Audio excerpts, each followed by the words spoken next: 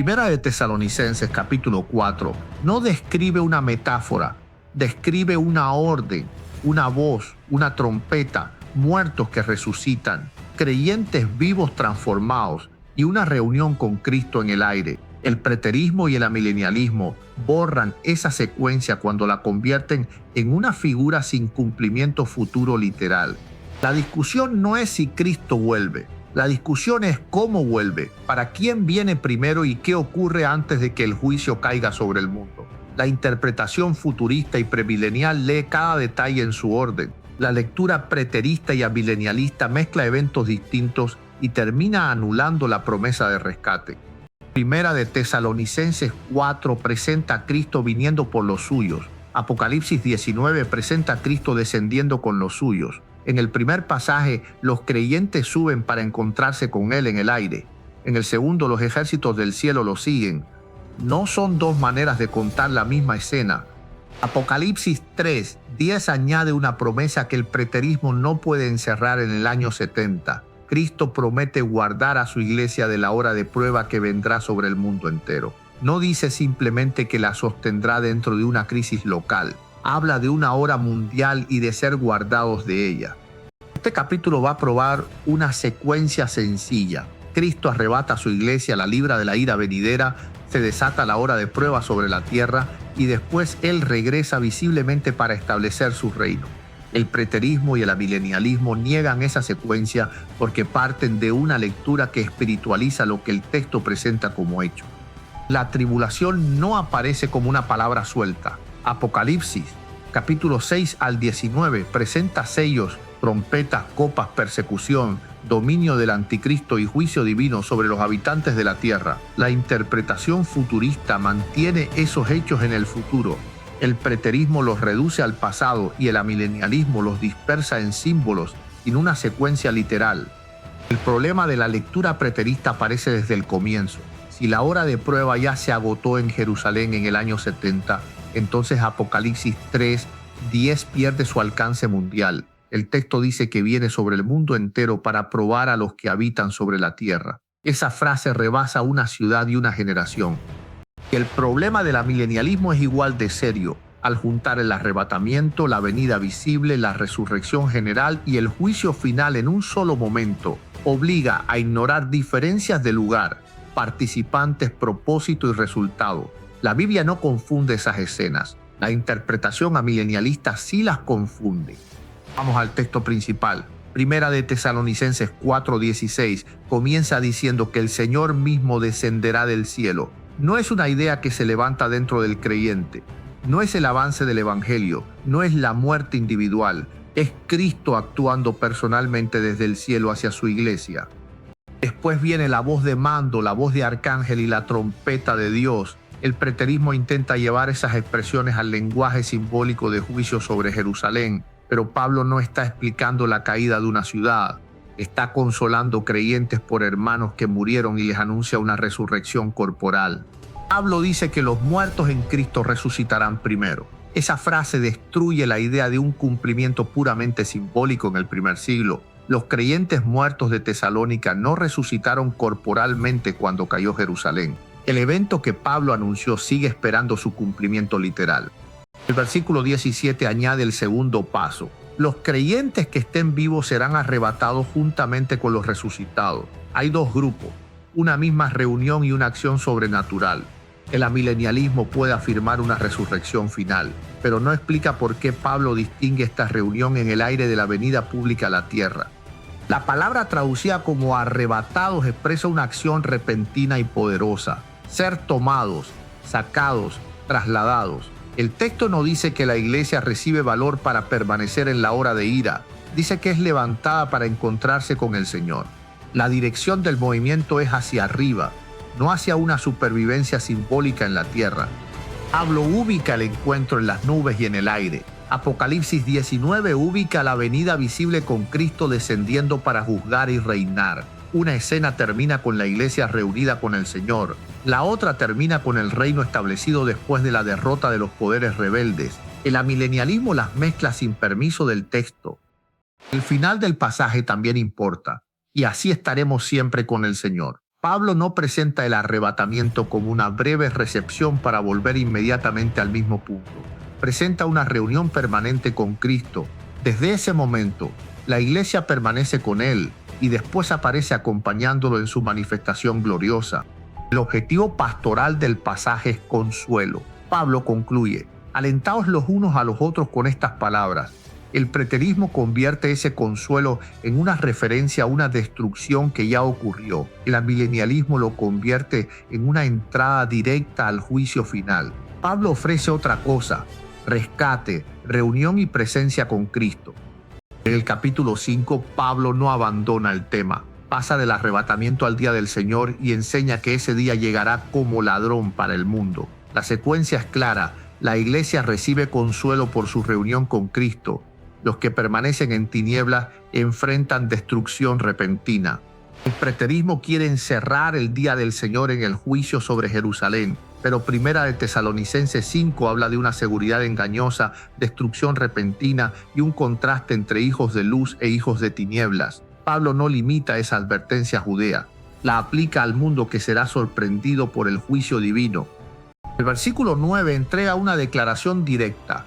Dios no nos ha puesto para ira, sino para alcanzar salvación por medio de nuestro Señor Jesucristo. La postura pretribulacional no nace del deseo de evitar problemas, nace de una promesa apostólica.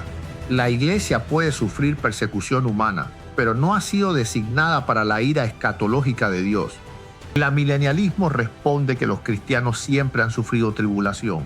Eso es verdad en el sentido de persecución, pero no resuelve el texto. La Biblia distingue entre aflicción causada por el mundo y la ira derramada por Dios. Confundir persecución con la hora de juicio mundial borra una diferencia que el Nuevo Testamento mantiene. Primera de Tesalonicenses 1:10 dice que los creyentes esperan del cielo al Hijo de Dios, quien los libra de la ira venidera. La expectativa no es esperar primero al anticristo, las copas y los juicios. La expectativa apostólica es esperar a Cristo como libertador de la ira que viene. El preterismo reduce esa ira al castigo de Jerusalén, pero la carta fue escrita a creyentes gentiles en Macedonia. Pablo les dice a ellos que esperan al Hijo desde los cielos. No les está dando una clave para escapar de una ciudad donde no vivían. Les está enseñando la esperanza de toda la iglesia. Primera de Corintios 15 completa la escena. Pablo anuncia un misterio. No todos dormiremos, pero todos seremos transformados. Algunos creyentes estarán vivos cuando ocurra el cambio. Esto no encaja con una lectura donde todo se cumplió en el primer siglo, porque la transformación corporal de los vivos no sucedió entonces. El versículo 52 dice que el cambio ocurrirá en un momento, en un abrir y cerrar de ojos, a la final trompeta. El cuerpo corruptible se viste de incorrupción y el mortal de inmortalidad. No es renovación política, no es expansión del cristianismo, es transformación física por el poder de Dios. El amilenialismo identifica esta trompeta con cualquier referencia final y concluye que solo puede haber un evento. Pero la Biblia usa trompetas en contextos distintos: convocatoria, anuncio, juicio y reunión. Compartir una imagen no convierte todos los pasajes en la misma escena. El contexto decide el significado. En Primera de Corintios 15, la trompeta acompaña la transformación de la iglesia. En Apocalipsis, las trompetas forman parte de juicios sobre la tierra. En Mateo, la trompeta reúne escogidos en un contexto distinto. La lectura futurista respeta cada contexto. La lectura milenialista los aplasta en una sola referencia. Ahora mira Juan 14. Jesús promete a sus discípulos que va a preparar lugar y que volverá para tomarlos consigo, para que donde Él está, ellos también estén. El movimiento vuelve a ser desde la tierra hacia la morada del Padre. No es Cristo viniendo para establecer inmediatamente el reino sobre la tierra. La promesa de Juan 14 encaja con Primera de Tesalonicenses 4. Cristo viene, recibe a los suyos y los lleva a estar con Él. El preterismo no puede colocar esa promesa en el año 70 sin convertir la casa del Padre en una figura política. El texto habla de presencia personal con Cristo. El amilenialismo intenta hacer de Juan 14 una referencia general a la muerte del creyente, pero Jesús habla de volver y recibir a un grupo. La muerte lleva a cada creyente de manera individual. El arrebatamiento reúne a muertos resucitados y vivos transformados en un mismo acto de Cristo. Tito 2:13 llama a esta expectativa la esperanza bienaventurada y la manifestación gloriosa de Jesucristo. La iglesia es enseñada a esperar a Cristo. El preterismo pone el cumplimiento principal detrás de nosotros.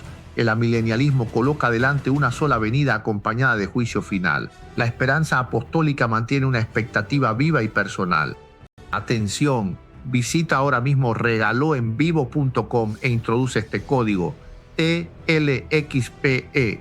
TLXPE. El primero que lo haga puede recibir un premio de hasta $500. Corre a regaloenvivo.com y participa gratis. Esa expectativa exige inminencia. Pablo habla como alguien que podría estar vivo cuando ocurriera. Nosotros los que vivimos, los que hayamos quedado. No fija una fecha, pero tampoco coloca una cadena obligatoria de señales delante del arrebatamiento. La iglesia espera a Cristo, no un calendario de desastres. El preterismo destruye la inminencia porque dice que el centro de la profecía ya pasó. El amilenialismo la debilita porque junta el arrebatamiento con la venida después de las señales finales. La interpretación pretribulacional conserva el lenguaje del Nuevo Testamento. Cristo puede venir por su iglesia sin que antes tenga que cumplirse la hora de ira. Filipenses 3:20 y 21 enseña que nuestra ciudadanía está en los cielos, de donde esperamos al Salvador, quien transformará el cuerpo de nuestra humillación para hacerlo semejante al cuerpo de su gloria. Otra vez aparece en espera, descenso de Cristo y transformación corporal. Ninguno de esos elementos se agotó en el primer siglo.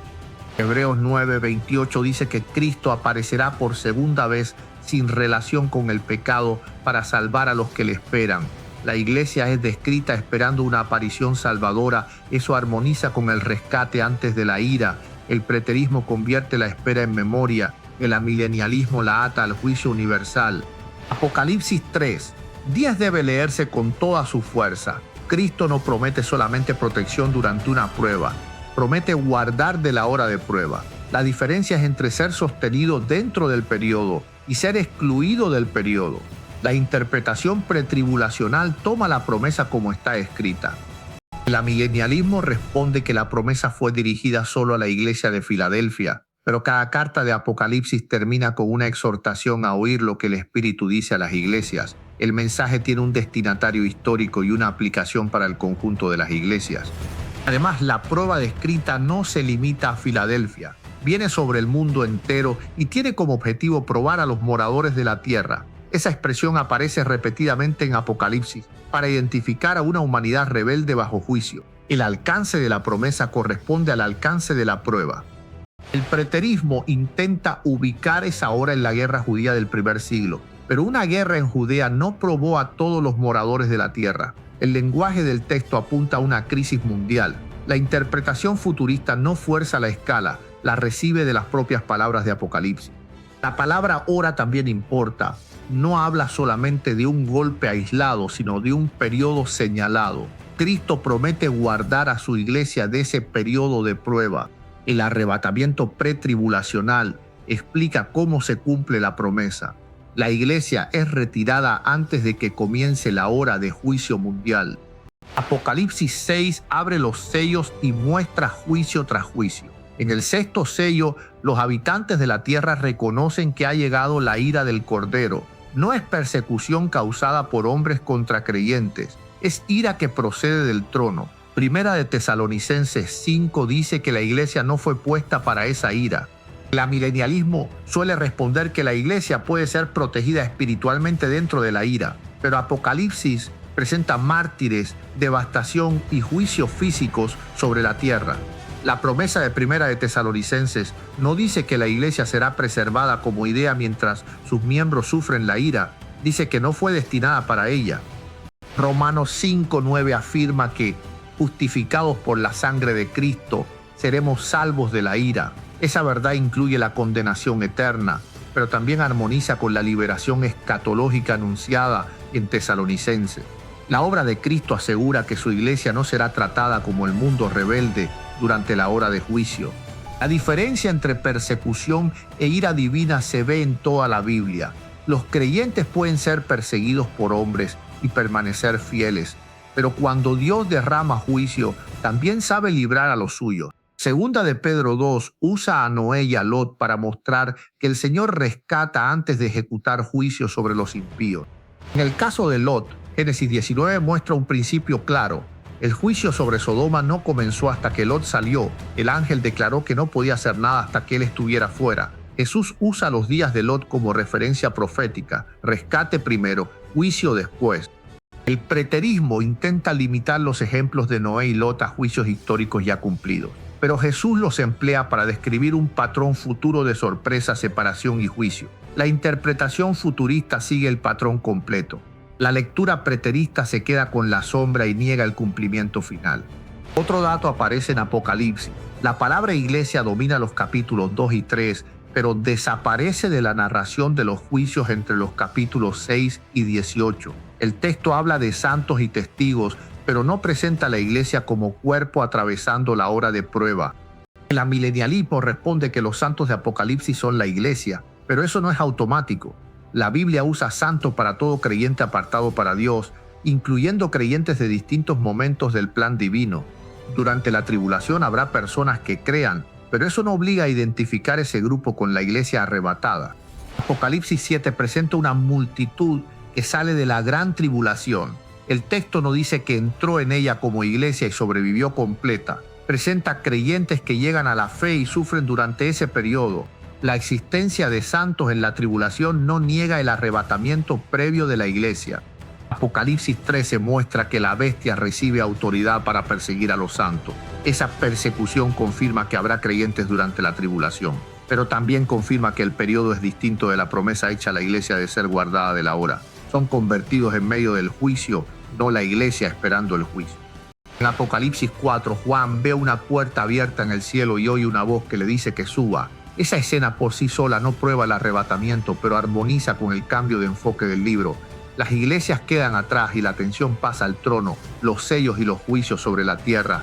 La interpretación futurista no necesita convertir a Juan en un símbolo exacto de toda la iglesia. Basta con observar la estructura. Después de los mensajes a las iglesias, el libro muestra la escena celestial y luego los juicios. El amilenialismo borra esa progresión porque trata toda la visión como ciclos simbólicos repetidos. Apocalipsis 19 vuelve a presentar a Cristo de manera visible. El cielo se abre, Él aparece en un caballo blanco y los ejércitos celestiales lo siguen. Aquí no hay creyentes subiendo para encontrarse con Cristo. Aquí Cristo desciende acompañado. La diferencia de dirección es imposible de ignorar. Apocalipsis 19, 8 identifica el lino fino y limpio con las acciones justas de los santos. Pocos versículos después, los ejércitos del cielo siguen a Cristo vestidos de lino fino. La escena encaja con una iglesia ya glorificada que regresa con su Señor, no con una iglesia que en ese momento apenas está siendo arrebatada. Primera de Tesalonicenses 3:13 habla de la venida de nuestro Señor Jesucristo con todos sus santos. Para venir con Él, los santos tienen que estar con Él. El arrebatamiento explica esa reunión previa. El amilenialismo intenta resolver todo en un instante, pero el texto presenta una relación anterior entre Cristo y los suyos. Judas 14 también presenta al Señor viniendo con sus santas decenas de millares para ejecutar juicio. Esa venida con los santos no es igual a Primera de Tesalonicenses 4, donde Él viene por los santos y los reúne en el aire. Una venida por ellos y una venida con ellos exigen una secuencia. El preterismo afirma que buena parte de ese lenguaje se cumplió simbólicamente en el año 70, pero ningún registro bíblico ni histórico muestra a los muertos en Cristo resucitando, a los creyentes vivos siendo transformados o a la iglesia encontrándose corporalmente con Cristo en el aire durante la caída de Jerusalén. El argumento preterista depende de redefinir cada elemento. La venida se vuelve juicio providencial. La resurrección se vuelve cambio de pacto, las nubes se vuelven símbolo, el arrebatamiento se vuelve transición religiosa. Cuando cada palabra concreta se convierte en otra cosa, el texto deja de gobernar la interpretación. La interpretación futurista no necesita esa cadena de reemplazo. Señor significa Señor, descender significa descender. Muertos en Cristo significa creyentes fallecidos. Resucitar significa levantarse corporalmente. Arrebatados significa ser tomados. Aire significa aire. La lectura literal no complica el pasaje, lo deja hablar. El mejor argumento amilenialista dice que la palabra encuentro podía usarse para recibir a una autoridad y acompañarla de regreso, pero el uso posible de una palabra no decide por sí solo el destino del grupo. Primera de Tesalonicenses 4 dice que el encuentro ocurre en el aire y que desde entonces estaremos siempre con el Señor. Atención, visita ahora mismo regaloenvivo.com e introduce este código MBFHK. MBFHK. El primero que lo haga puede recibir un premio de hasta $500. Corre a regaloenvivo.com y participa gratis. Además, Juan 14 aporta el destino. Cristo recibe a los suyos para que estén donde Él está, en la casa del Padre. El argumento de una recepción que baja de inmediato a la tierra no explica esa promesa. La interpretación pretribulacional une ambos textos sin torcer ninguno.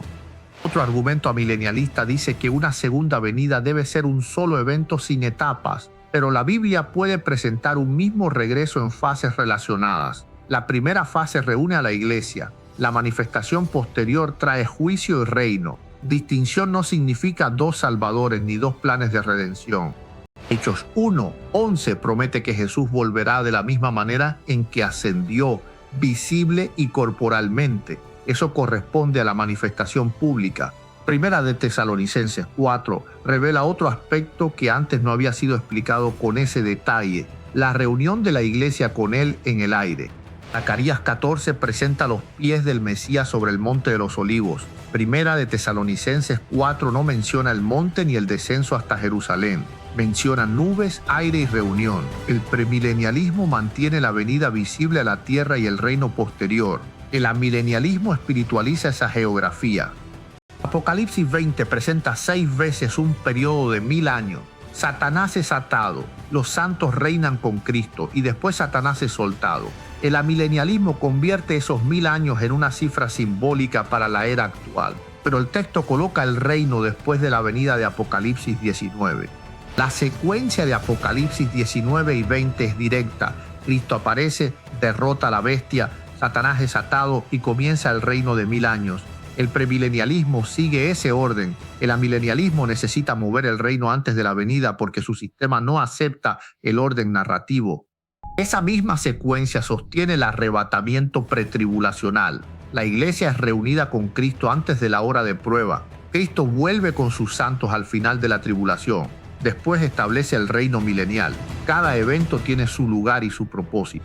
El sistema milenialista los comprime hasta perder sus diferencias.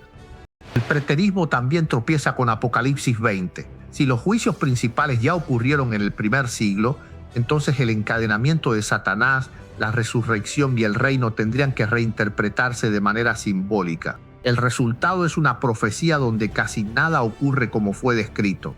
La primera resurrección de Apocalipsis 20 se presenta como resurrección de personas que vivieron y reinaron con Cristo. El texto contrasta esa resurrección con el resto de los muertos, que no vuelven a vivir hasta después de los 1000 años. El amilenialismo transforma una resurrección corporal en una experiencia espiritual para salvar su sistema.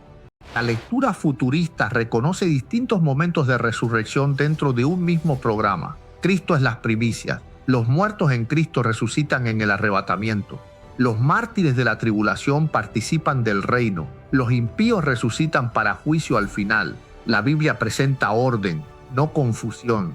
El amilenialismo objeta que Juan 5 habla de una hora en que todos los que están en los sepulcros oirán la voz. Pero la palabra hora puede abarcar un periodo, igual que Jesús habló de una hora de adoración que ya había comenzado. Un término amplio no elimina las etapas reveladas en otros pasajes. La interpretación bíblica compara escritura con escritura. Un pasaje general no cancela un pasaje detallado. Juan 5 afirma que habrá resurrección de vida y resurrección de condenación. Apocalipsis 20 explica que no ocurren al mismo tiempo. Primera de Tesalonicenses 4 identifica la resurrección de los que están en Cristo. Otra objeción dice que Apocalipsis 3:10 solo promete preservación espiritual, pero la frase completa incluye ser guardados de la hora, no simplemente del daño moral. Si Cristo quisiera decir preservación dentro del periodo, habría prometido protección durante la prueba. En cambio, separa a su iglesia de la hora misma. La postura pretribulacional también explica por qué el Nuevo Testamento exhorta a esperar a Cristo con sobriedad y esperanza. No manda a la iglesia a calcular la aparición del anticristo como condición previa. La vigilancia cristiana se dirige al Señor que viene por los suyos. Santiago 5, 7 y 8 manda a los creyentes a ser pacientes porque la venida del Señor se acerca. Primera de Juan 2, 28 llama a permanecer en Cristo para no avergonzarnos delante de Él en su venida. Es una expectativa personal y moral, no una memoria de un juicio ocurrido hace siglos. Apocalipsis 22 repite la promesa de Cristo: vengo pronto. El preterismo responde que eso exige un cumplimiento cercano al primer siglo, pero la prontitud bíblica también comunica inminencia y certeza desde la perspectiva divina. No autoriza a convertir resurrección, transformación y reino en símbolos de una crisis local. Segunda de Pedro 3 explica que para el Señor un día es como 1000 años y 1000 años como un día. Pedro no usa esa verdad para negar el regreso, sino para responder a quienes se burlan de la demora. La aparente espera no convierte la promesa en pasado, confirma la paciencia de Dios. La doctrina del arrebatamiento pretribulacional no enseña escapismo, enseña preparación. Primera de Juan 3 dice que quien tiene esta esperanza se purifica. La expectativa de ver a Cristo no produce pasividad, produce santidad, servicio y urgencia para anunciar el Evangelio antes de que llegue la hora de prueba.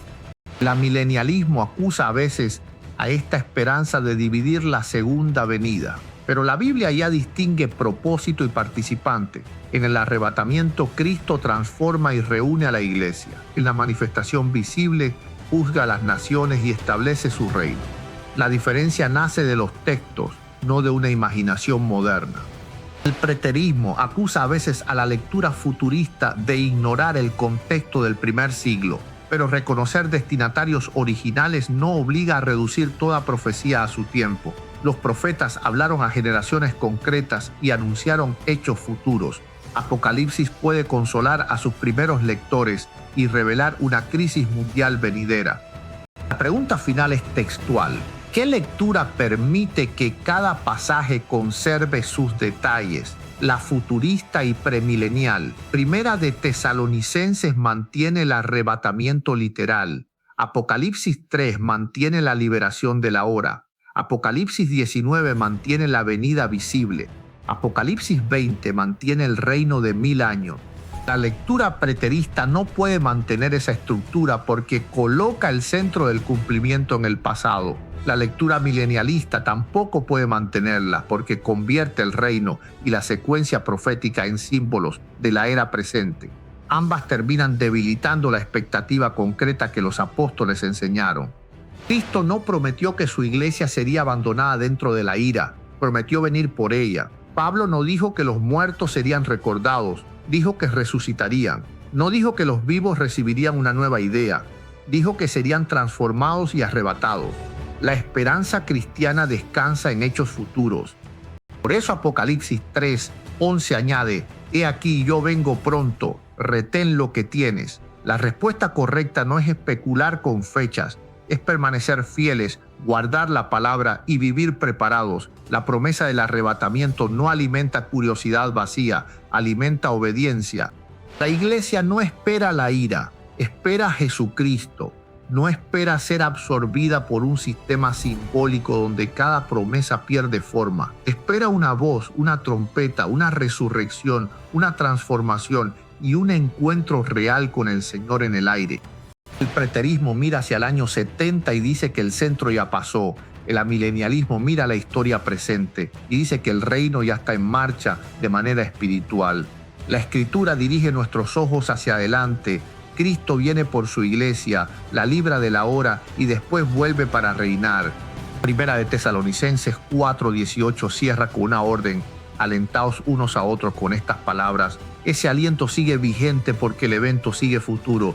Los muertos en Cristo resucitarán, los vivos serán transformados, todos serán arrebatados y la iglesia estará para siempre con su Señor. Esa es la postura que el texto sostiene, futurista, porque el cumplimiento está por venir, premilenial, porque Cristo vuelve antes del reino de 1000 años, y pretribulacional, porque guarda a su iglesia de la hora de prueba. No es una salida inventada, es la secuencia que surge cuando dejamos cada pasaje en su lugar. Cuando suene la trompeta de Dios, ninguna interpretación simbólica podrá detener el hecho. Cristo descenderá, los muertos en él resucitarán y los creyentes vivos serán arrebatados. La profecía no termina en una metáfora, termina en la presencia eterna del Señor con su pueblo redimido. Y ahí lo tienes, lo que en 1948 el mundo llamó un accidente de la historia. La palabra de Dios ya lo había escrito siglos antes. Israel de vuelta en su tierra no es política, es profecía cumplida delante de tus ojos. Pero no te muevas de ahí, porque esto no para. En segundos arranca el próximo bloque, aquí mismo, en esta misma transmisión, sin que tengas que tocar nada. Y déjame decirte una cosa, lo que viene ahora te va a dejar pegado a la pantalla, tan fuerte como esto que acabas de ver. No te adelanto nada, quédate y velo tú mismo. Mientras sigue corriendo, déjame tu comentario abajo y mándale esta transmisión a alguien que necesita ver esto hoy. Compártelo ahora, sin cerrar. Quédate ahí, que seguimos. Esto no se detiene.